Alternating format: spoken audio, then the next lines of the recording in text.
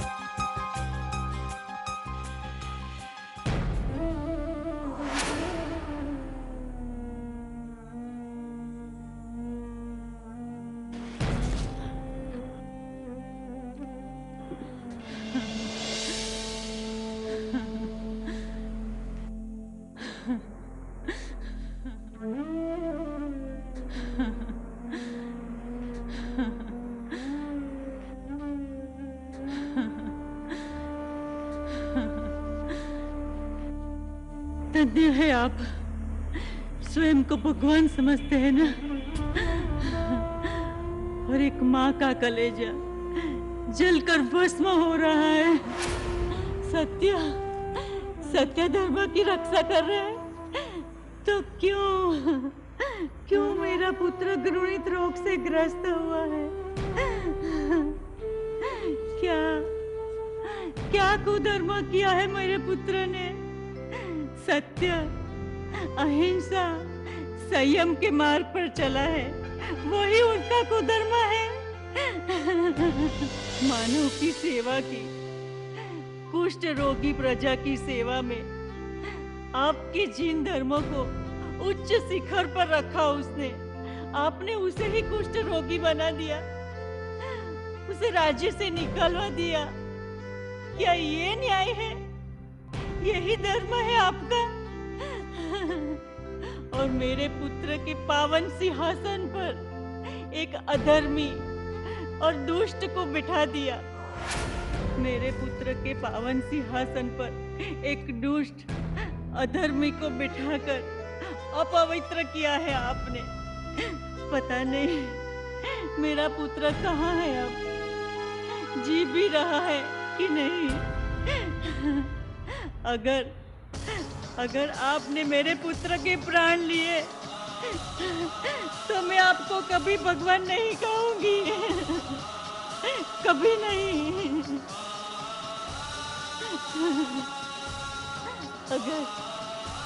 अगर आप सच्चे हो तो मेरे पुत्र की रक्षा करो भगवान, मेरे पुत्र को रोग मुक्त कर दो भगवान, उसका सम्मान, उसका राज्य लौटा दो भगवान, उसकी रक्षा करो भगवान, उसकी रक्षा करो भगवान, उसकी रक्षा करो भगवान, रक्षा करो, रक्षा करो भगवान, रक्षा करो भगवान, रक्षा करो।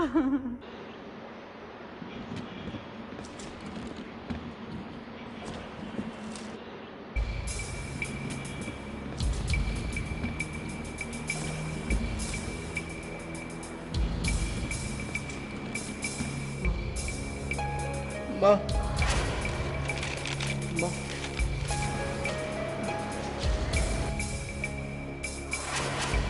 माँ,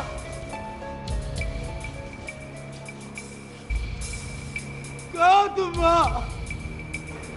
महाराज, महाराज, रुकिए महाराज।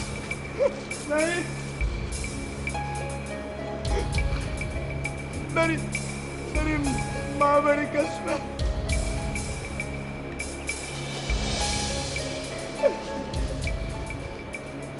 वो अपने पुत्र के लिए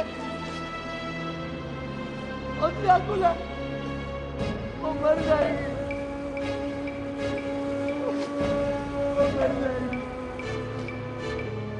महाराज, ये गंगूर जंगल से बाहर नहीं जा सकते महाराज। नहीं,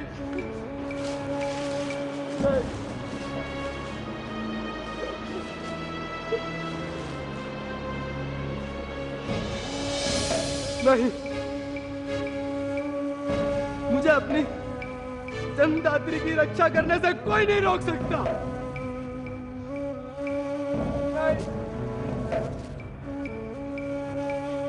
नहीं, कोई नहीं रोक सकता। महाराज, हे देवता, कहाँ हो तुम? कहाँ हो? ये हमारे पराक्रमी चक्रवर्ती राजा, दुष्ट शत्रुओं का सीना चीरने वाला वीर योद्धा को तूने जर्जर और इतना बलहीन बना दिया कि स्वयं चल भी नहीं सकते। अरे हम सबकी शक्ति हमारे महाराज श्रीपाल को दे दे भगवान, हमारे महाराज श्रीपाल को दे।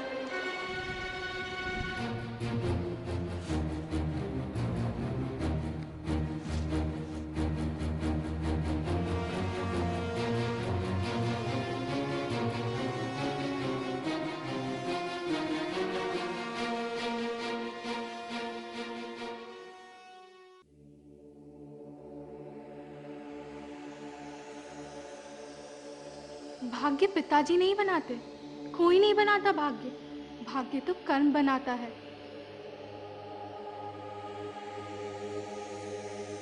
भाग्य पिताजी नहीं बनाते, कोई नहीं बनाता भाग्य। भाग्य तो कर्म बनाता है। भाग्य पिताजी नहीं बनाते, कोई नहीं बनाता भाग्य। भाग्य तो कर्म बनाता है।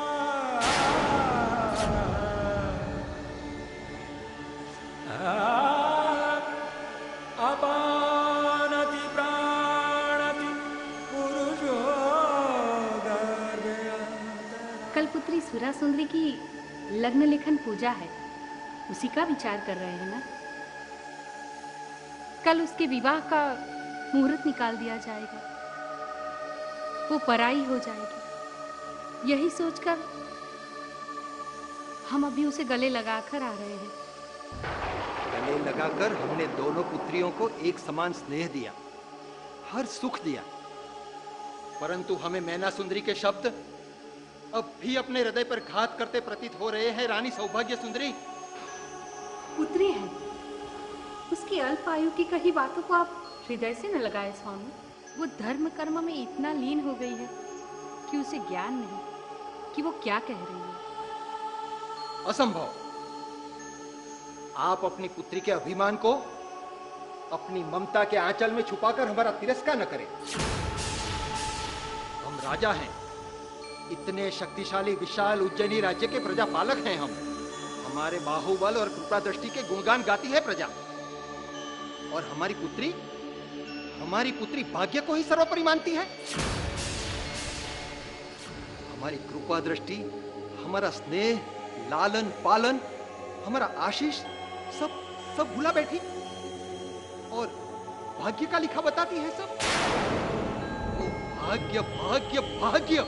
अगर भाग्य का लिखा ही सब कुछ है तो हम उसके जीवन को अंधकार से भर देंगे। तो क्या भाग्य ला सकेगा उसके जीवन में प्रकाश? नहीं, कदापि नहीं। उसके जीवन को प्रकाशवान केवल हम कर सकते हैं। महाराज बाहुपाल, उसके पिता, केवल उसके पिता ही कर सकते हैं। आप अपनी पुत्री से जाकर कहें, भाग्य कुछ नहीं है, कुछ नहीं है भाग्य। भाग्य से बलवान उसके पिता हैं, जिनके स्नेह और दुलार की छांव में वो पली है, उच्च जीवन जीती है। समझाओ उसे महारानी, समझाओ।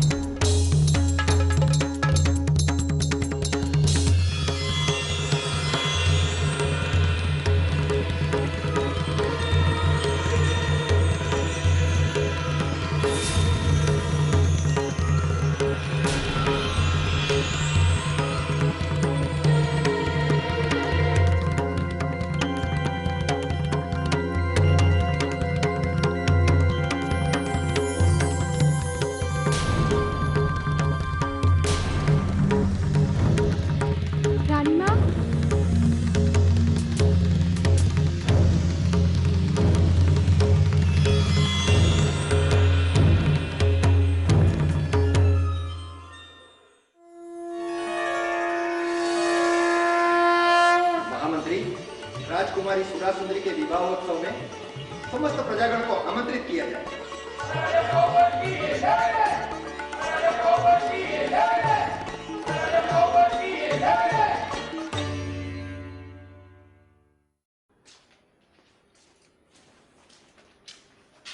रानी जी की जय हो। रानी जी की जय हो। आपके कक्ष में मुझे बुलाने का औचित्य समझ नहीं आया रानी जी।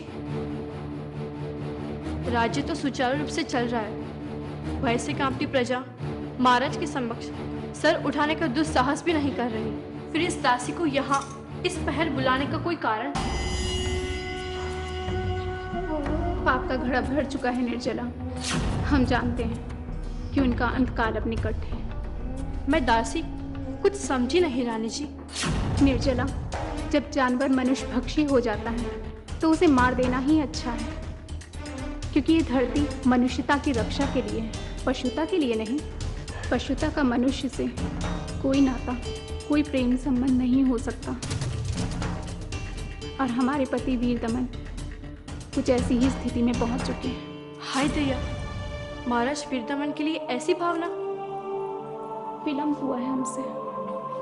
हमें बहुत पहले ही विद्रोह कर देना चाहिए था, किंतु दुख है, पत्नी होने की व्यवस्था से बंधे हम ये साहस ही नहीं जुटा सके।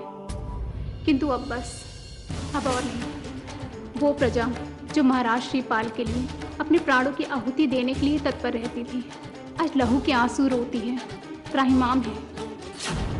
तब किस बालक को अनाथ कर दिया जाएगा, तब किसी स्त्री की पवित्रता को लूट लिया जाता है। ये भय मौत से भी भयानक है इस प्रजा के लिए, परंतु इस निर्दयी के समक्ष सब निर्बल है। क्रोध की अग्नि तो हमारी छाती में भी धधक रही थी, फिर भी हम शांत थे, क्योंकि आप शांत थे। अब अंतर्मन के कपाट खोले हैं, तो आज्ञा दीजिए। श्रीपाल महाराज की माताजी राजमाता कारगृह से भाग चुकी हैं और निर्दयी छल कपट के पुजारी महाराज वीर दमन ने उनकी हत्या का प्रबंध कर दिया है। हत्यारे उन्हें पाते ही मार देंगे। आप आदेश दे रानी जी। तुम अपने विश्वास पात्र गुप्तचरों को फैला दो और देवी तुल्य राजमाता को खोजकर उन्हें सुरक्षित स्थान पर पहुंचा दो। हम महाराज वीर दमन के साथ पाप के भागीदार हैं, किंतु राजमाता के साथ हम और अन्याय नहीं सह सकेंगे। आप निश्चिंत रहें, राजमाता को महाराज विद्यमान के टुकड़ों पे पले हुए हथियारे छू भी नहीं सकते। ये वचन है इस दासी निर्जला का। जाती हूँ। ये कौन सा धर्म है? ज्ञान नहीं हमें, किंतु अब पशुता का साथ हम नहीं देंगे।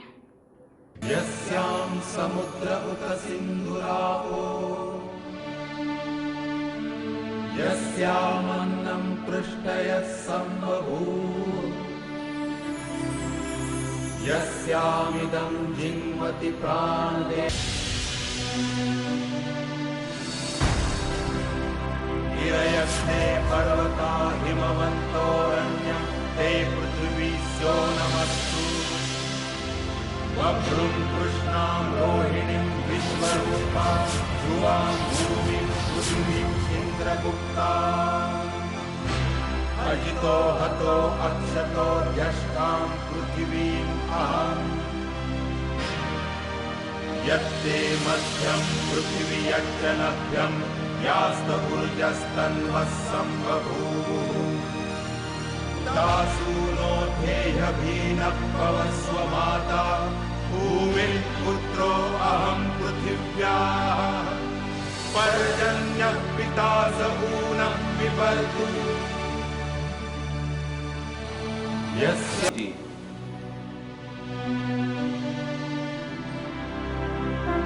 गिरयस्ते पर्वता हिमवन्तोरण्यं ते पृथिवी स्यो नमस्तु वभ्रुं कृष्णां रोहिणीं विश्वरूपां ध्रुवां भूमिं पृथिवीं इन्द्रगुप्ता अजितो हतो अक्षतो यष्टां पृथिवीम् अहम् यत्ते मध्यम पृथिवी यज्जनभ्यं यास्तुर्जस्तन्मः संवभूः दासूनो धेयभी